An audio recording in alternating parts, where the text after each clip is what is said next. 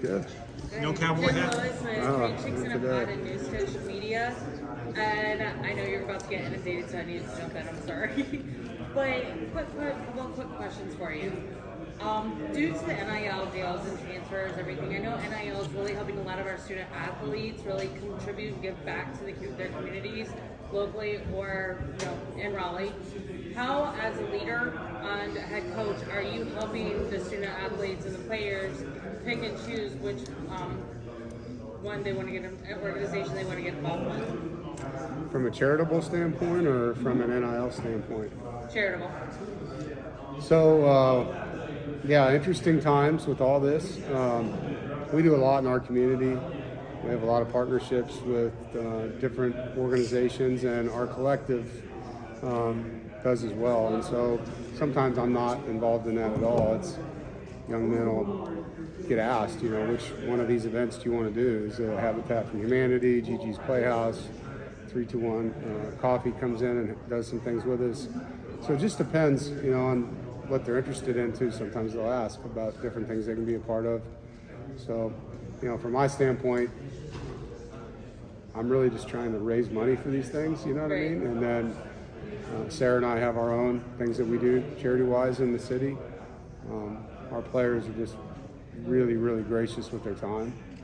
I think giving back is something that, I don't know if it's because I'm so big in it, but our team does a great job of being a part of that. And then my last question for you. What was your favorite play that you saw last year on the field that kind of came together without your direction? I don't know if I could answer that. We had 3 million plays that happened in a season, but, not sure I could give you an answer on that one. The best play of the season.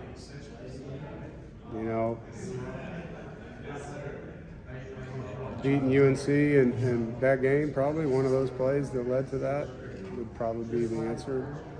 I didn't get to watch them miss the kick. I had my head down. I was praying during that one. So,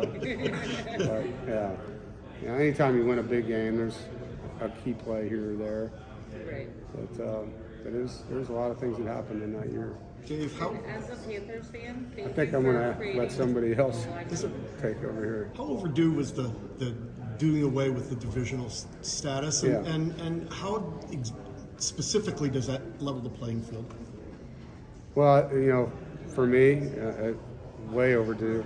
And not because of the old plan was a bad plan. I just, I'd seen enough of teams playing each other in the championship game, and they weren't the two best records playing each other. I really believe in settling things on the field.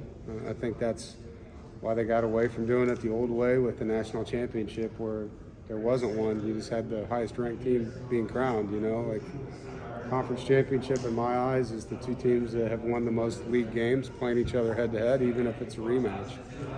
So I'm glad that that's where it is now. I think it's great for the league. I think that game will be a lot more meaningful and probably generate a lot more eyes and attention.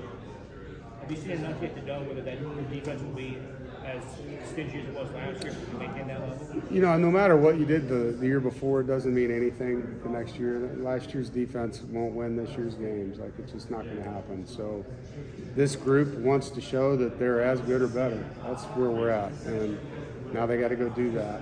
We have a lot of good pieces back on defense. I like the secondary and the two corners, Aiden and Shai. Jakeem Harris, Devin Boykin, what they bring at safety. Our D-line rotation is really good right now. Anxious to see, the linebackers step up, and see what those guys can do. Devin Betty, Caden Fordham, Jalen Scott have waited their turn behind Isaiah and Drake. So it's a good group, and they're hungry. They hear the same things you guys are saying. Are you good enough? Are you good enough? And that adds a little bit to the fuel for them. Coach, does the decision to go in a different direction on offense represent sort of a philosophical change for you, or a sense that football is being played just in a different way these days? No, 2 years ago, under Coach Beck, we had a great offense. And this past year, with all the quarterback injuries, I'm not sure it would have mattered what system we ran. We ran into some pretty challenging stuff there, So I'm super happy for Tim Beck to be a head coach. And when that opportunity presented itself to me to to hire an offensive coordinator. I felt like being different, it was time to do that. I thought the players wanted something. They felt like they let us down a little bit with the statistics we had offensively. I think they wanted some change over there, systematically, whether it was with who we had or, bringing in somebody new. You could tell their excitement and eagerness to learn has been awesome. Robert and I is a really creative guy, and so I thought after doing all the homework and having the conversations and talking to people that know him, he was the right fit for us. You're going to be okay trying to win games 33-30 as opposed to maybe 17-30? I want to win. I'd like to win 33-17, though, to answer your question. And I don't think that's unrealistic for us to have a top-ranked offense, defense, and special teams unit in the same year. Maybe it's time that happens. I don't know, but that's going to be our goal for sure. Dave, did Brendan's transition to Raleigh, to your program, did it come easier? Was it smoother than you thought it would be? Yeah, I think it was. There's a variety of reasons for that. One is just the way he handled it. He put his head down and went to work. He didn't come in and say, I'm all that, He didn't brag, didn't, try to be the class clown. He just put his head down and worked. In a lot of ways, proved himself through his work, how he treats people. And then obviously his knowledge of the offense was helpful. When you're installing an offense that he already knows, he's an extension of those coaches in the meeting room, on the field, in the dining room, wherever they're talking. He can give them examples, talk to them, and so he's done a lot of good things, and the players have done a great job accepting him. Dave, after 10 years in the league, you've had a good look at the Notre Dame arrangements, the frequency with which you played them, including this year.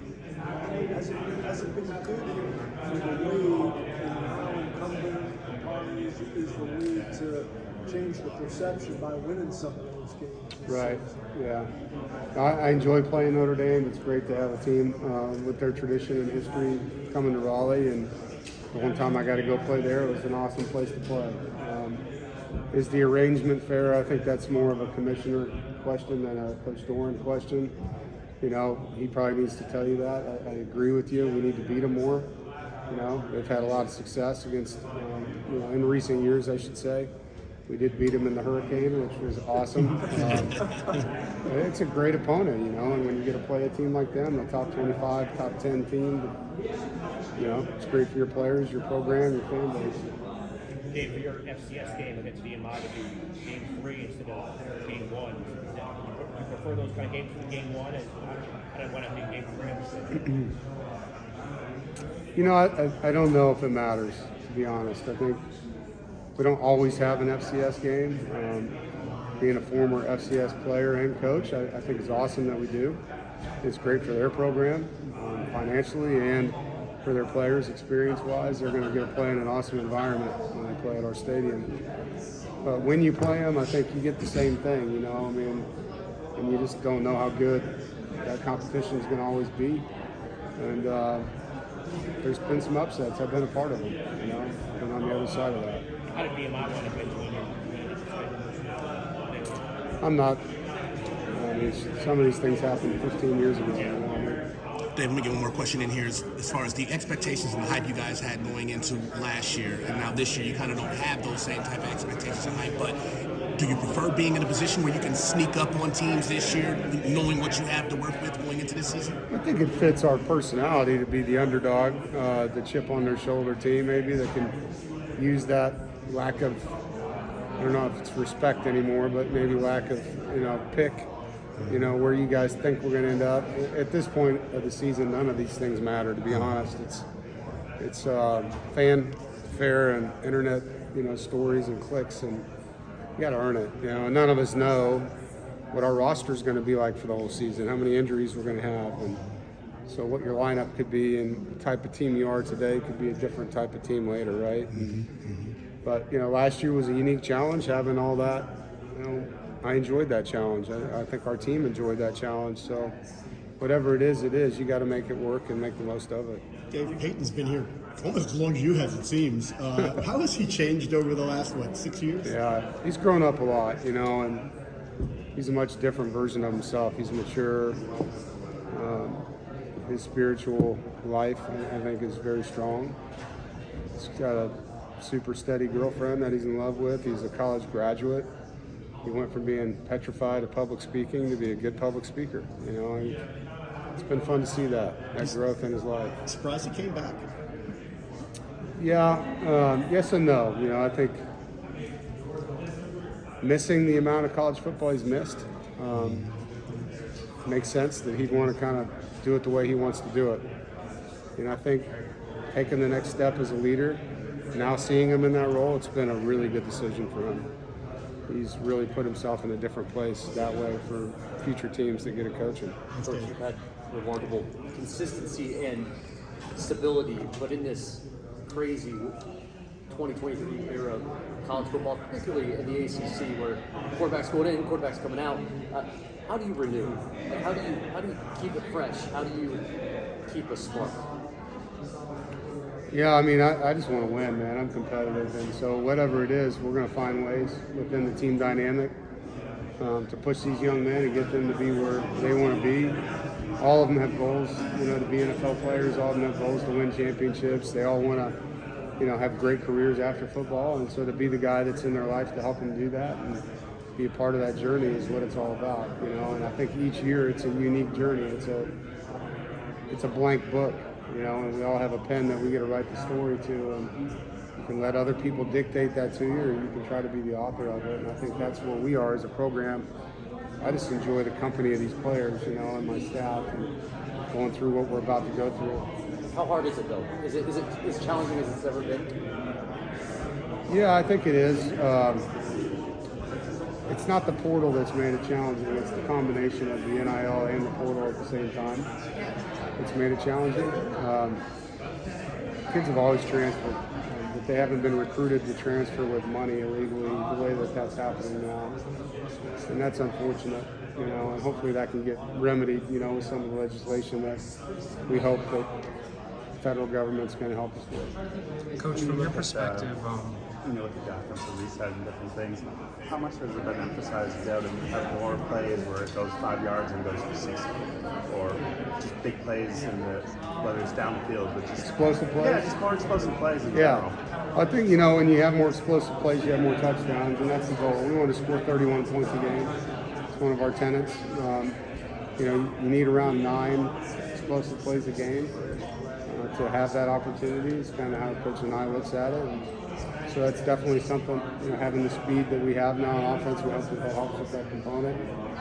And sometimes you got to take shots to do that, but sometimes it's just a quick slant or a hitch and the guy makes a guy miss. And Julian Gray's pretty fast, you know. Can we make a guy miss and now he's off to the races? Like, we need some more of those types of plays in our offense for sure. Besides Julian, who do you see as a potential home run hitter? You know, Running back wise, I mean, tight end. Keon and Trent Penix are dynamic players. I think Casey Conception and Doeren showed this spring that they're going to be able to contribute early. You know, Jordan Houston's as good as he's ever been right now. Excited for him. I think the rest of the running back room is going to play itself out here in training camp. You know, we like who we have in there. It's going to be an interesting camp, man. It is. You know, I think Coach and I's waiting to see who emerges there. Is Dawson a kindred spirit in '80s hair metal, rock and roll? Or what has it been like getting to know him the last 6 months? Great guy. I mean, play awesome. all 5 offensive line positions. Yeah. Which is incredibly unique. Yeah. And have you ever had hair like his? I have not on my team, no. But great human being, too. Really a giving guy, does a lot community service-wise. As you mentioned, can play all 5 positions, so brings a lot of, you know, what Bryson Spees did for us, just to have that guy that can fix it when we need somebody to do it. So, yeah, the transfers we brought in have been great fits. Like, they're just guys that fit our program and our culture and wanted a new start, and it's been good to have that, because sometimes it's not that way, you know, and these guys have been really good. You guys want to flip for it? You mentioned last year enjoying the challenge of quarterbacks. What did you learn from that? Like, how did you take that experience, years of coaching, into this year, into detail? Well, I learned I don't ever want to do it again. It was hard. It's really hard on your offense, you know. I also learned that complementary football means a lot. You know, to have 8 wins with 4 quarterbacks, that only happened because our defense was superior. Our special teams were really, really good. We didn't turn the ball over very often, you know. So we found ways to win within the dynamic that we were facing, and you get spoiled. I mean, I had 3 years with Jacoby Brissett without an injury, 3 years with Ryan Finley without an injury. And I had a bunch of them in 1 year, and it made it hard. And so hopefully I don't have to do that. Hopefully I paid all my injury tax last year and we're caught up. Yeah, and through all that, what was the biggest thing that you learned as a coach, and how are you applying that to this year? Well, I think I just answered that. You know, one thing we've studied is just ways to be as safe as we can with these guys, and I do think we've done a lot of good homework in that area. You know, and a lot of it's educating players on ways to practice, ways to take care of their bodies, the amount of sleep they need to have, the way they need to eat, hydrate, what kind of supplements are good, what things they shouldn't be doing. As you know, in society, there's a lot of things you can do now. And so on college campuses, there's a lot of things students can do. Those aren't good things for college athletes to do. And so the education that goes into all that's been a huge part of our offseason. Maybe speaking of that a little bit, in light of what's going down, how do you make sure that your culture is where you want it to be? And is that the kind of stuff that coaches up? Yeah, I mean, you know, yes. You lose sleep over a lot of things as a coach. You have to have a line of communication with your players, for one, and I don't think you can turn your eyes or your ears to things. You know, everything matters, man. Everybody, as you know now, has a voice. They have a platform with their phone. And, I mean, in studying what's going on at Northwestern, they're going back a long time on this thing. And so it's an eye-opening thing anytime. If you look at those kind of experiences, you take a lot of pride in having a family atmosphere that doesn't tolerate things like that. And, you know, your players are your guardians of that as well. So you need that open line of communication where if things aren't the way they should be, that they know they can come to you and talk to you. And I'm hopeful that that exists in NC State. I'm sure it is with a lot of our players, because I've had some tough conversations over the years. It was one of the positives that came out of COVID, you know, in that year of social injustice. There was a lot of communication that took place that never did in the past. It opened up, you know, from a racial diversity standpoint and getting to hear, you know, things that were hard on our student athletes. And you just had to learn to bring it. Like, I want to hear it, you know, and have an open mind. And that was a great year of growth for our program right now. Do you look at Jay Morris, Lex, and Ethan Rose a little differently after last year? Just in terms of approach? For sure. Yeah. Like I said, you used to take it for granted in that room, you know, because I had, even going back to Northern Illinois, Chandler stayed healthy, Jordan Lynch stayed healthy. I had a run of not having to deal with that, you know, so we've had a lot of discussions about that, and even beyond that, like what happens if we go down there, like, are we going to have we have a couple receivers that can throw, like, we need to have them ready, you know, so you learn from everything. You told us Tudor has an eye. I've heard.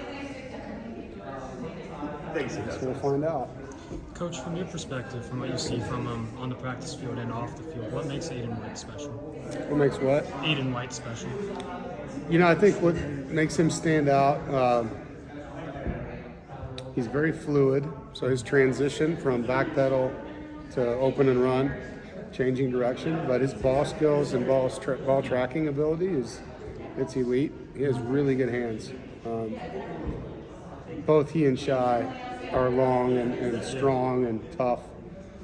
And so we're fortunate to have two guys like that, you know, at the corner position, and excited, you know, to have not just one but two guys that we feel like can lock it down. And when you have those two shutdown corners, how does that kind of help Coach Gibson's defense where you can leave them on an island? Well, I think it gives him the trust, maybe to be more aggressive when he wants to be. We're still going to mix it up. Yeah. Part of what we do is blend coverages a lot and disguise coverages a lot, and play zone, play man, play multiple forms of zone, multiple forms of man.